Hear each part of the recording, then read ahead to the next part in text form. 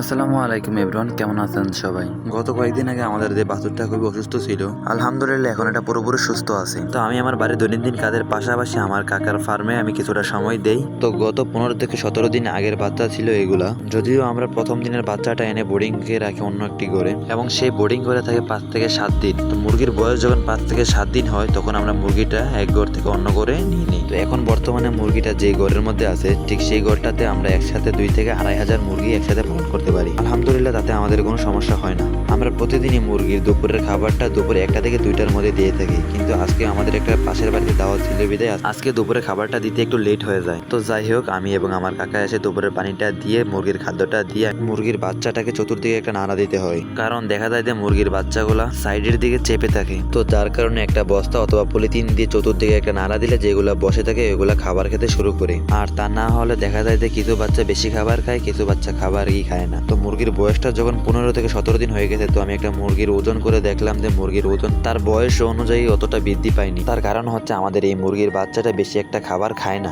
যদিও আমাদের এই মুরগির বাচ্চাটা বেশি একটা ভালো পড়েনি, বাচ্চার জিরো সাইজ থেকে আজকে 15 থেকে 16 দিন, কিন্তু ওটার অত খাবারের চাহিদা নাই। তুলনামূলকভাবে আমাদের মুরগির খামারে অন্য যে পোল্ট্রি বাচ্চাগুলো আসে ওইগুলার চেয়ে এখনকার যে পোল্ট্রি যে চালানটা আছে ওইটার খাবারের চাহিদা একটু কম, যার কারণে এটা বয়স অনুযায়ী অতটা বৃদ্ধিও পায়। আর এদিকে মূলত আমাদের এই ফার্মে বোর্ডিং করে বাচ্চা জিরো সাইজ থেকে 5 থেকে 6 দিন বা 7 দিন হওয়ার পর আমরা অন্য একটা ফার্মে নিয়ে যাই। আমাদের এই চালানের বাচ্চাগুলো ততটা ভালো পড়েনি। বাচ্চাগুলো জিরো সাইজ থেকে এখন পর্যন্ত দেখা যায় যে দৈনিক 20 থেকে 30টা কিংবা 35টাও মারা যায়। আমাদের এই বোর্ডিং এর বাচ্চাগুলোর বয়স 5 থেকে 6 দিন, কিন্তু এদের মৃত্যুর সংখ্যা প্রায় 6 দিনে প্রায় 200 ছাড়িয়ে গেছে। বি গ্রেডের বাচ্চা, তো আমাদের আগের চালানোগুলো বি গ্রেডের বাচ্চা ছিল, কিন্তু তুলনামূলকভাবে ওই বাচ্চাগুলোর চেয়ে এই বাচ্চাগুলো অনেকটাই দুর্বল ছিল। এগুলাকে দেখা যায় খাদ্যের চাহিদা কিংবা পানির খাওয়ার যে চাহিদাটা ওইটা অনেকটাই কম, হয়তো যার কারণে এদের মৃত্যুর সংখ্যাটা অনেকটা বেশি। সকালবেলা যখন আমরা পানি দিতে আসি তখন দেখা যায় যে একসাথে 20 থেকে 25টা কিংবা 30টা পাওয়া যায়। দুপুরে যখন আমরা পানি দিতে আসি ঠিক তখনও দেখা যায় যে 5 থেকে 7টা পাওয়া যায়। ঠিক এই ধারাবাহিকভাবে আমাদের মুরগির বাচ্চা গড়ে 5 থেকে 6 দিনের মধ্যে মারা যায় 2 থেকে 300 মুরগির বাচ্চা।